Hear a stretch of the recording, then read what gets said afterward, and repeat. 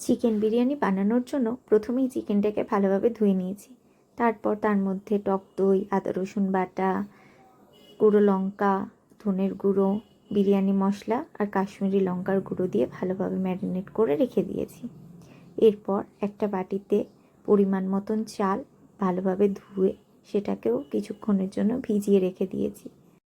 পেঁয়াজ ভেজে বেরেস্তা করে রেখে এরপর বিরিয়ানির রাইসের জন্য গরম জলে লেবু, তেজপাতা, গোটা গরম মশলা, নুন ও সাদা তেল দিয়ে বিরিয়ানির চাল দিয়ে ভালোভাবে ফুটিয়ে নিয়েছি। 80% সেদ্ধ হয়ে আসলে বিরিয়ানির রাইসটা নামিয়ে নিতে হবে। এরপর একটা কড়ায় সাদা তেল দিয়ে পেঁয়াজগুলোকে ভালোভাবে ভেজে নিতে হবে। ভাজা হয়ে গেলে ম্যারিনেট করা চিকেনটা ভালোভাবে দিয়ে নেড়ে চেড়ে নিতে হবে। চিকেনটা সেদ্ধ হওয়া অবধি সেটাকে ভালোভাবে কষিয়ে নিতে হবে। যখন দেখবে মশলার কাঁচা গন্ধ চলে গেছে এবং মাংস থেকে তেল বেরোচ্ছে, তখন বুঝবে মাংসটা ভালোভাবে সিদ্ধ হয়ে এসছে। এরপর পরিমাণ মতো নুন দিতে হবে, দিয়ে আরও কিছুক্ষণ কষিয়ে নিতে হবে।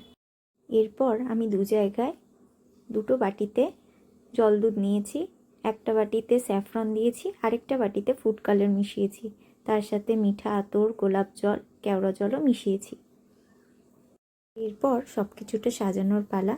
প্রথমে একটা বিরিয়ানির হাঁড়ি নিয়েছি, তার মধ্যে ওই মশলাটা, তারপর চিকেন, তার মধ্যে উপরে থেকে সেদ্ধ করা ভাত, ডিম সেদ্ধ, আলু যেটা আগে থেকে করে রেখেছিলাম, স্যাফরন ভেজানো জল, বেরেস্তা, মশলা, পরিমাণ মতো নুন, সব কিছু দিয়ে ভালোভাবে ওটাকে সাজিয়ে কিছুক্ষণের জন্য দমে দিয়েছি, প্রায় 45 মিনিটের মতন।